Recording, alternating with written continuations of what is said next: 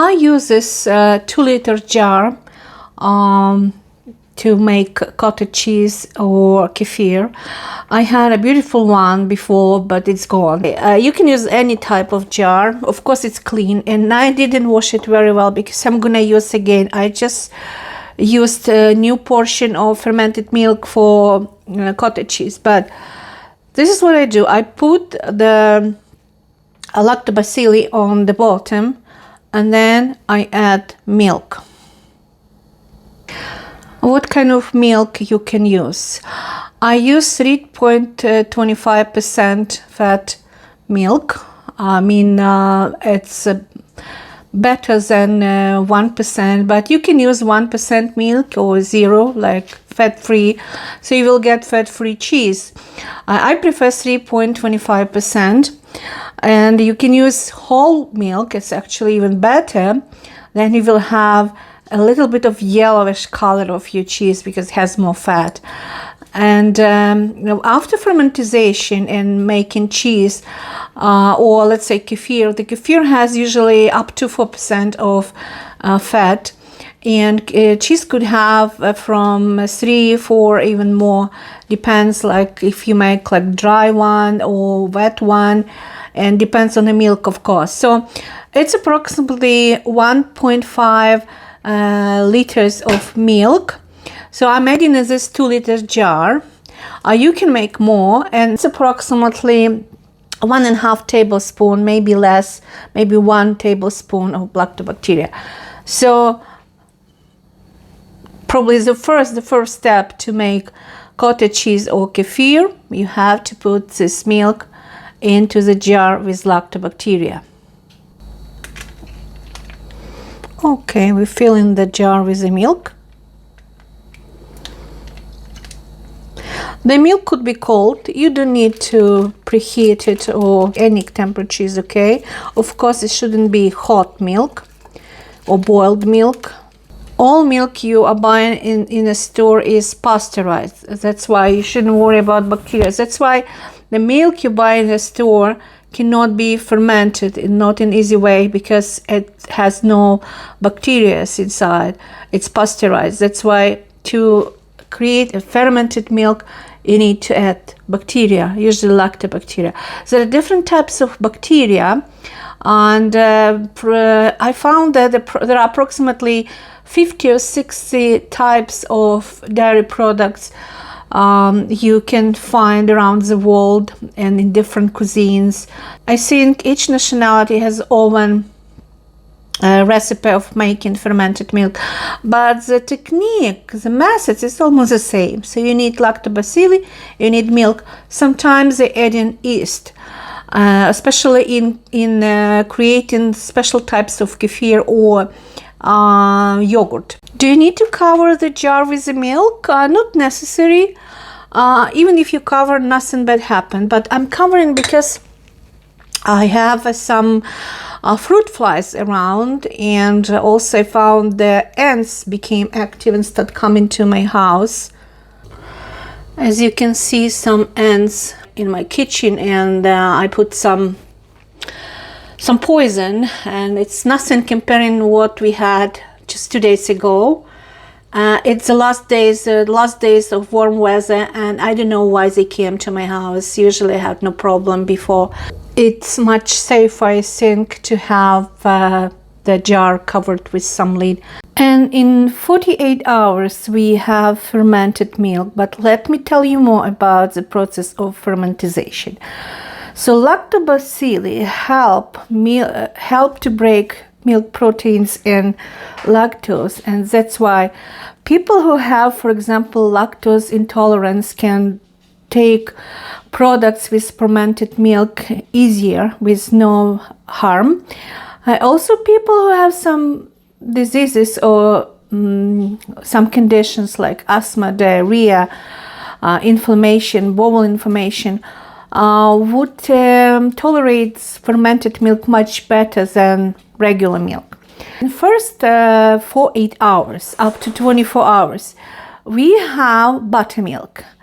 And then the next day, we start having 2 parts. We see the clear part, and then this part, which we call fermented milk, like kefir.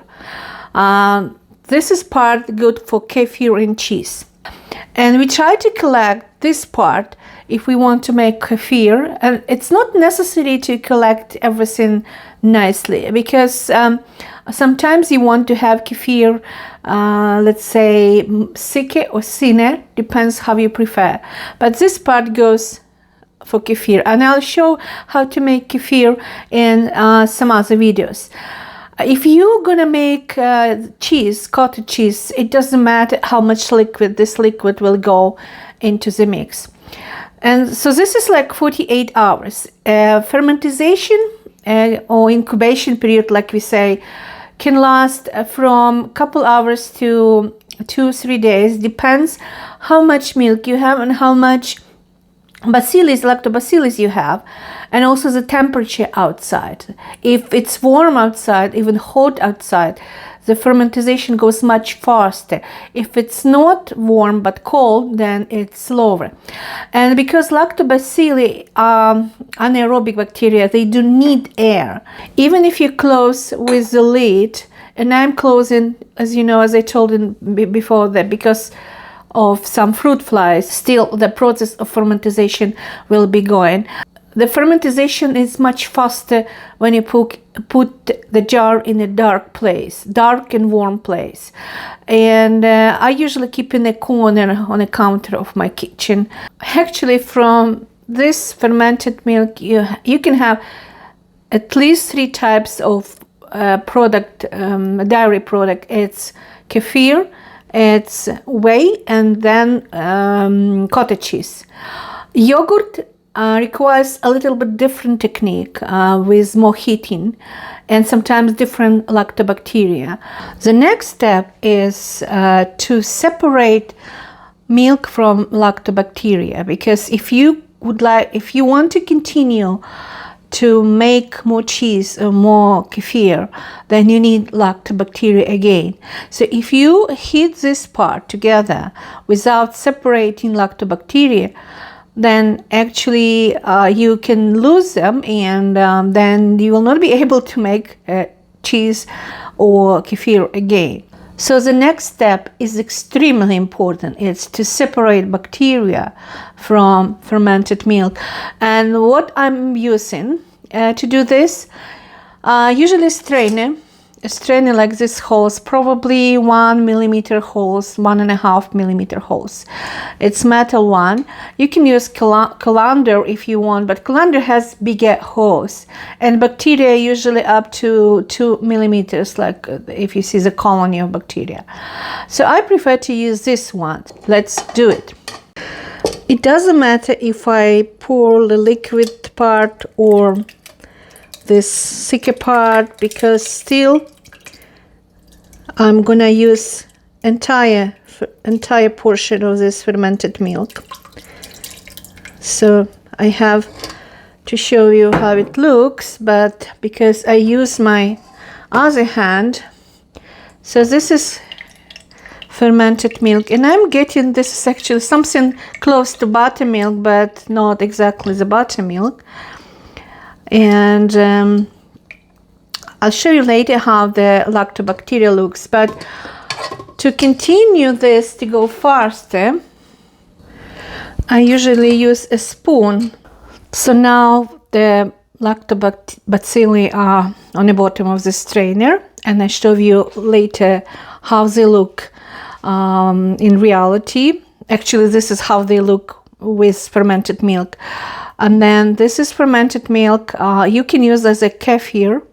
But again, when I'm making kefir, I'm removing this whey part as much as I can, because I like more thick. But how actually it looks, so we put it here.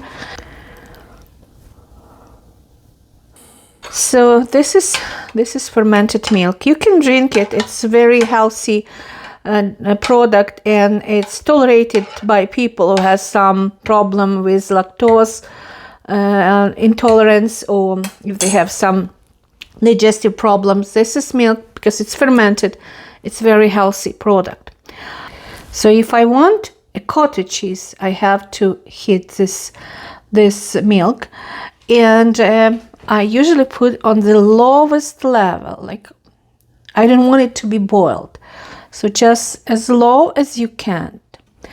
And it takes approximately from 15 to 20 minutes on this level of heating for the cheese to be fermented. So this fermented milk has some lactobacteria, but not so much like before, because we removed a big part of lactobacteria. And when you warm it up, lactobacteria could be easily killed. And usually cottage cheese doesn't have lactobacteria, or have not so much. So if you like dry cottage cheese, then you have to heat longer.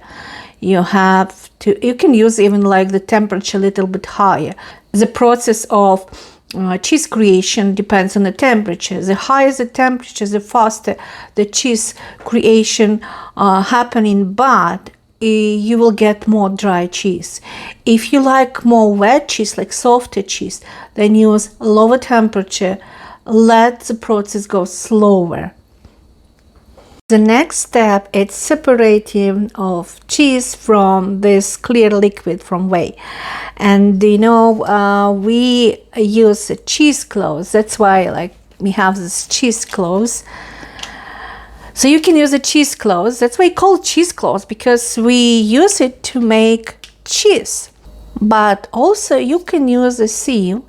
You can use a metallic sieve, a plastic one that we use for flour. It has to have very little, very small openings, a little mesh, you see, very, very nice and gentle mesh. So if you use this type of sieve with a little openings, then you don't need a cheesecloth. But if you use the strainer with the bigger holes, then it's better to use one layer of cheesecloth. If you use a colander, and colander usually has a bigger holes, then use 2 layers of cheesecloth. But again, as I said, the cheesecloth is not necessary when you use a siever. The cheese is coming, the cottage cheese is coming. And I'll show you what's happening. Look, you see the cheese here. It's coming. Wow. Nice. Okay, I'm not gonna touch it. Well, it doesn't matter if you mix it or not. It's still in a process of formation, so it's no big deal. And I usually don't add any salt at this time of cheese formation. I usually add to ready product. Salt, you can add some other ingredients like pepper, let's say you like, or vanilla, whatever you like. So another couple minutes and then the cheese will be almost ready. And I'll tell you honestly, it's not necessary to count exact amount of time, because sometimes it can be longer, it can be less. And even if you forgot about the time, you know what happened, like nothing happened, you'll get a cheese, probably more dry cheese.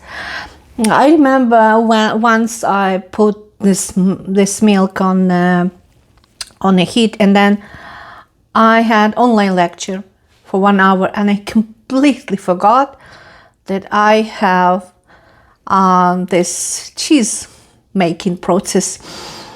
And when I came back, it was almost 1 hour and a half. I still got the cheese, and actually dry cheese, but with a lot of fat. And it was delicious. But I mean that don't worry about the time. 20 minutes is enough, but sometimes depends on your stove. At least like 20 minutes, but it could be 30 minutes, even 40 minutes. If you want the process to be faster, then increase the heat, and then the process will be faster. I added a little bit of Hawaiian salt. You can add any salt, sea salt, regular salt, table salt, because it's ready to be drained. But again, you can use salt in the end only with cheese. Because I'm holding the camera, I cannot hold my siever, so I'm going to show you that you gently let all this with liquid. You see the lower part, the way it's coming as well, but the cheese stays on the top. So you have to get the entire mix through the sieve. And look at this beautiful cheese that we have. It's still a lot of liquid,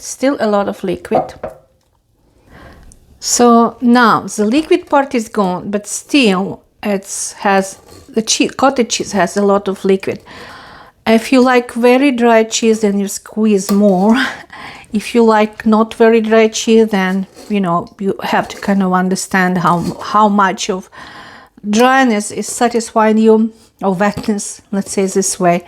And as you can see, it's a beautiful cheese, and I'm still trying to separate from the wall because I want this extra liquid. You see there's some liquid, and the liquid goes through the sieve, and I'll show you here. You see it's still dripping. So I want this extra liquid go away. At the same time, I don't want to have a dry cottage cheese. So if you do this way, then you got this beautiful cottage cheese. It's really delicious, believe me. I use this cottage cheese to make cheesecake. Then I use for crepes, like stuff crepes.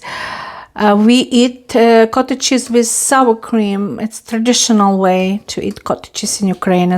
And I like a little pancakes made with cottage cheese, and my grandson calls it cheesy. You can leave it like that for another half an hour and let the extra water, just not the water but liquid, to be drained, and it almost like done. If you want to press a little bit, then of course the water will go, but again it depends how you like it. And voila, so a delicious, beautiful cottage cheese. Let's see, from this amount of milk, it's 2 liters of milk, you get in 325 grams. It's more than a pound, half a pound. Can I change the pound? I don't know, but more. Let's see. So it's 11.46 ounces, or 0.7 pound, which is great. And don't worry, because I weighted the bowl before, so I brought it to 0 for the bowl weight. And then we have 325 grams of delicious homemade cottage cheese. This amount of cheese would cost you approximately $7-8 Canadian dollars, maybe even more. It's a natural cottage cheese, 100% natural, and it's a huge difference. And the taste is delicious. For children, it's amazing meal, full of nutrition. And for anyone, for any adults, that's why I like to make the cottage cheese. And in my next video or other videos, I will tell you how to make kefir, how to make stuffed crepes stuffed with cottage cheese, and how to make cheesy like mini cheese pancakes or cheesecakes, and also how to bake delicious cheese pie. There are so many recipes where you can use a cottage cheese, and especially when the cottage cheese is fresh and made by you. So see you in the next videos. Bye bye.